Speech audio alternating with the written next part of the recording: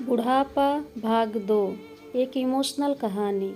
दोस्तों, अभी तक आपने सुना बहू की कड़वी बातों के आगे श्यामलाल जी बासी रोटी खाने को तैयार हुए तो बहू की तो खुशी का ठिकाना नहीं था। वह अपनी आवाज़ मीठी करते हुए बोली, बाबूजी आप चाय पियेंगे क्या? श्यामलाल जी अपने चाय पीने की इच्छा को दबाते हुए बोले, वैसे कोई खास इच्छा नहीं है चाय पीने की, मगर तुम अपने लिए बना रही हो तो मेरे लिए भी थोड़ी बना देना। हाँ बाबूजी, मैं अपने लिए बनाने वाली हूँ, आपके लिए भी बना देती हूँ। बोलकर वह रसोई घर के अंदर चली गई। श्यामलाल जी खुद से ही बातें करने लगे, अभी तो लाखों की जायदाद है मेरे पास, यह घर भी मेरे नाम पर है और खाते में भी लाखों रुपए पड़े हैं। कभी बेटा से निकालता है तो मैं बोलकर टाल देता हूँ कि मेरे बाद तेरा ही तो है सब कुछ, और फिर भी एक कप चाय और 2 ताज़ी रोटियों के लिए तरसना पड़ता हो तो उन बूढ़ों का क्या होता होगा जिनके पास संपत्ति के नाम पर सिर्फ पुरानी यादों के सिवा कुछ भी नहीं होता।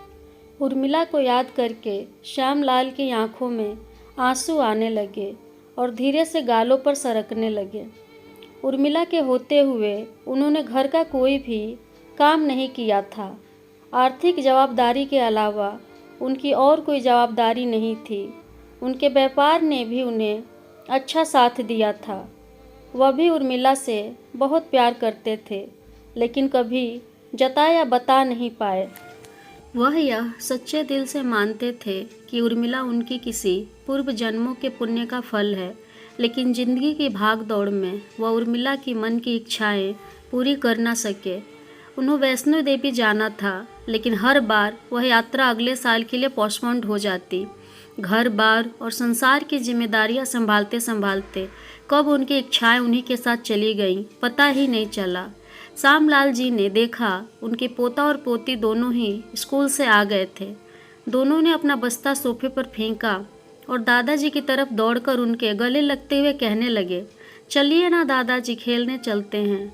यही निस्वार्थ प्रेम के कुछ पल थे जिन्हें श्यामलाल जी भी बच्चों के साथ बच्चे बन जाते थे और सारे अपने दुख और यादें भूल जाते थे। वह कुछ बोल पाते उससे पहले ही बहू ने कहा, चलो छोड़ो दादाजी को, हमें पार्टी में जाना है। जल्दी से आकर तैयार हो जाओ, पापा भी आते ही होंगे। दोनों ही बच्चे दादाजी को छोड़ मम्मी की तरफ भागे। उनकी पोती 7 साल की थी और पोता 5 साल का था। श्यामलाल जी अपनी सोच में डूबे हुए बालकनी की तरफ गए। बालकनी में धीमी ठंडी पवन में उनका स्वागत किया। बहू उनके लिए चाय बनाकर लाई, बालकनी में रखी। अपनी कुर्सी पर बैठकर श्यामलाल जी घूट घूट करके चाय पी रहे थे। पी क्या रहे थे, निगल रहे थे, क्योंकि चाय के नाम पर सिर्फ कम शक्कर वाला गर्म पानी था, ना इलायची ना अदरक। दिनेश लाल जी मन ही मन सोचने लगे, बहू के जाने के बाद आज खुद अपने हाथों से चाय बनाऊंगा।